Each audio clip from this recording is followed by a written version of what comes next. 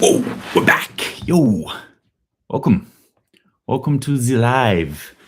It is the 1st of June. Hello, dog. It is the 1st of June, 2022. The 5th month. We've made it. Congratulate. No, wait. The 6th month. 6th month of 2022. So we're getting there. We are getting through it. This 2022 thing.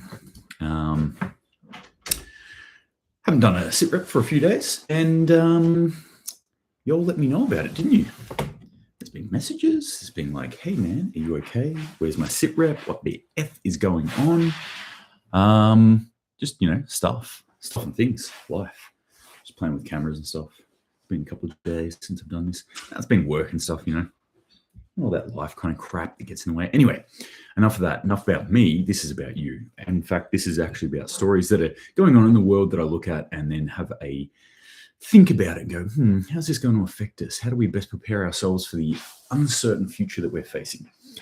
So, without any further ado, welcome. Thanks for joining me.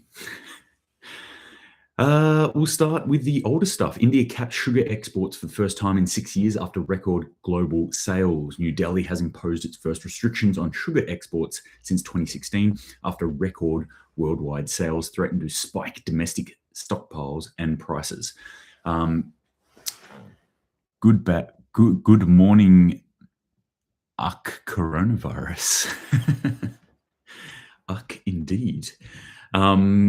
So this is coming on the back of India also putting restrictions on their wheat exports. So we're just seeing more changes in the world food system. Let me put it that way. Caffeine, yep. So yeah, India again with what they're doing, changing what they're exporting. Again, who knows? Tomorrow they might change it yet again because they're changing it quite a bit. Hey, Comica. Yeah, let's just see what happens here in this space. But it's always interesting. I'm always looking at these countries starting to. It's always interesting. I'm always looking at these countries starting to restrict, starting to become more insular in their food systems. Maybe that's a good thing in the long term. In the short to medium term, I think it's going to cause a lot of pain for the world. And my eyes are on a place like China, who I've talked about this quite a bit. They are stockpiling food over there. They have estimates are saying maybe up to 70% of the world's grain stockpiles in that country at the moment. And I don't think I have mentioned this fact, but something we need to think about with China is that they are extremely, what would you say, food insecure. That they do not produce anywhere near enough food in that country for the amount of people that they currently have, which I think is about 1.4 billion human beings in that country. They are a net importer of food, big time. Unlike us in Australia, we're an exporter of food. So, the food crisis that is currently unfolding before our eyes, I'll say this again, as Australians, we're going to have a little bit more fat in the system. We're going to be a little bit insulated against it, but we can expect prices to continue to rise for food. Anyway, that's another thing. I better get through these stories because I don't have much time this morning. That's why I'm doing it early, and don't sit here and talk about everything. Let's talk about Europe. Natural gas mega depot crisis looms amidst Germany/Russia spat. So this is not new news. I mean, this is a new part of this new news, but everyone knows that Germany's struggling with cutting off the Russian supply of gas in particular. And they're going to hurt from this. They already are hurting. Now they're looking at one of their huge depots. It's actually labeled a mega depot. I can't remember how much it holds, but doesn't actually have it in this little snapshot that I've got here. It holds a huge amount of gas for that country. They've checked Europe is really starting to feel this now. Really starting to realize that the sanctions against Russia have a double-edged sword effect, and they are slicing themselves up as we speak on this. Not to mention the effect on prices and inflation that this has, and I'll get to that in a minute. Spain. Let's go to Spain now. They've just passed a decree limiting use of air conditioning in public buildings to conserve energy. So this is what we're coming into now. This is the age that we're going to have for this year, I think for maybe next year, maybe the year after, for who knows how long really.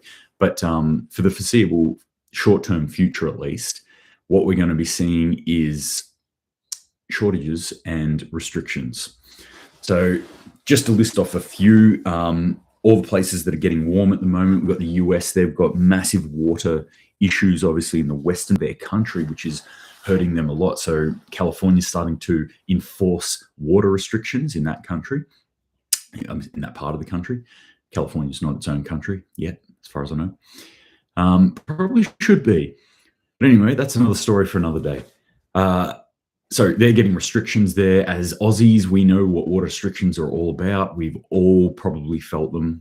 If you're an Aussie and you haven't felt water restrictions before, then you maybe Queenslanders or something like that, you wouldn't recognize it. But me growing up in the south of this country, down around Melbourne, I remember growing up having pretty severe water restrictions for a long time. And then in Sydney, I lived around Sydney for a while, and now where I am now, it's not too bad, but still water restrictions, that's a thing that's happened for years in this country. Drought as well. But US, their water supply system is much more important than just water itself. It is actually an energy crisis because they use so much hydroelectricity, especially in that western part of their country. Anyway, I'm talking about Spain. So Spain's starting to enforce no air conditioning. Obviously, they're coming into summer there. As you can tell, we're coming into winter here. They're coming into summer in the Northern Hemisphere. Things are getting hot there. Let's compound that with the climate change effects that we're seeing at the moment, that we're seeing hotter summers at the moment. So we're potentially coming into an extremely hot summer over there. And they're saying, by the way, all the mechanisms that you've grown used to cooling yourself, can't do it anymore. Cut that out. Don't have the energy. So bad luck. On this, the EU has done a little bit of research into this, and they said they're going to need about $1 trillion if they want to ditch Russian oil and gas. So they're finally, it's finally starting to hit home for them that they can't just rip themselves off not only fossil fuels, but one particular source of fossil fuels being Russian oil and gas. The idea that you can just switch and go green overnight, I think it's starting to play out here, and people are realizing that that's a farcical idea, that's just going to cause a lot of pain for a lot of people, that it's something that needs to be gradually introduced over time. And this is just one source. This is just the Russian oil and gas. So they're saying it's going to cost $1 trillion. Who knows, maybe just a money grab sort of thing. But that's what they're saying. Yep. So all family chiropractic nuts. I used to live in Barcelona and it's humid.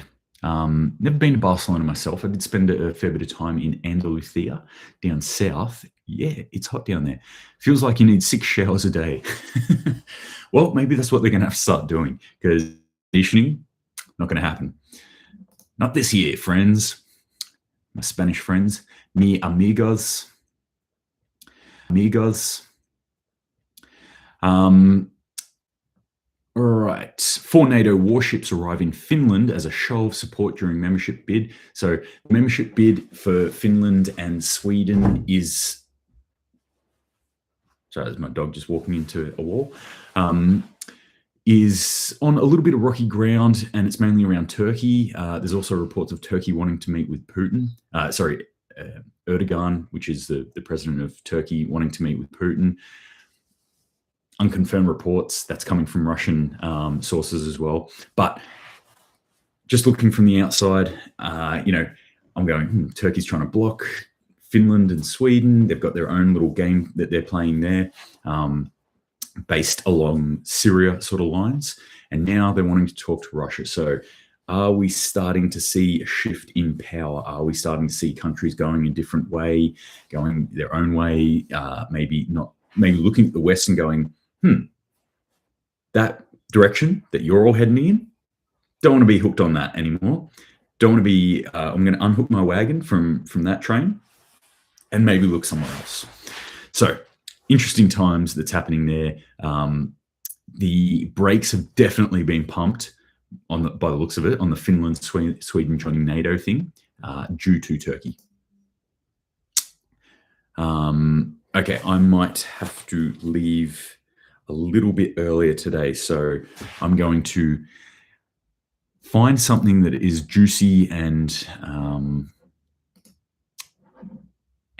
pertinent. All right, here we go. Tens of thousands of chickens died in a Wright County egg farm fire. So overnight, another fire in another food production plant in the US, and we've got it in chickens as well. And that's the double hit because obviously they're getting that huge bird flu virus that's gone through there, culling millions and millions of their chickens. And their egg prices are already shooting up through the roof. Bam! Now we've got an egg factory burnt to the ground. So more bad news, more hurting for those guys over there. Expect the price of eggs to shoot up. I don't want to hear the comments if people don't like him. I just do enjoy Nate's videos. Anyway, he was talking about videos that he'd been watching out of Russia where they were looking at the prices of supermarkets and the stock in supermarkets, and it appears in those videos that there's a lot of stock in supermarkets in Russia and the prices are pretty low. So he did a comparison of eggs, and it was amazing. Like the equivalent price in rubles of eggs to American eggs. It was like under half or something like that they're actually paying over there. Not saying it's true. Could all be propaganda. Just interesting. Just, again, I don't necessarily believe any source that I get. I just like to read them all and go, that's interesting. Let's look at the scope of information that's out there and try and figure out ourselves, because we're grown-ass adults and we can do that. 6 million Britons could face power rationing if Russia cuts supplies. I like the flip of the script here. If Russia cuts supplies, then UK people are going to hurt. Oh, it's not us. Ooh, no, it's the bad Russians. Who put the sanctions on? Who said we don't want your gear, we don't want your oil, we don't want your gas? Very interesting little flip there that I saw coming out from reporting, obviously from UK. But yeah, I think it's pretty accurate too. I think actually 6 million is probably lowballing that figure. I think those rookie numbers, they've got to pump them up. Pump those numbers up. I'm thinking 12, 15 million Britons are going to hurt if they can't get that steady stream of cheap oil and gas in. Hurricane Agatha is about to smack into Mexico. So again, we're seeing the weather effects. This is early in the season for them. So as I keep saying, these weather effects, we're going to see more. We're going to see bigger effects. And lastly, I'm just going to talk quickly about inflation figures coming out of Europe this morning. They've gone up. We're seeing 8.1% year over year. And that is mainly driven by, I don't have the stats in front of me, but off the top of my head, I think it was about 39% increase in energy prices. Shocking, isn't it? I know, yep, energy prices, right? Oil and gas. So that's what's driving the inflation in Europe very much so. Other things are inflated, but like not, what is really pulling all the inflation figures up is that oil and gas. So things like services, I think, are only at 2% inflation or 4% inflation, something like that, about the normal, sitting in that range of normal. But obviously when you've got one sector that's like so far out of the ballpark, it's going to pull all other statistics out or all the other numbers out, where we've then got 8.1% year over year inflation, which is As I always say about inflation, these figures are taken with a grain of salt, because I think the way they measure inflation in most of the Western world now is lies. It's total bullshit, basically.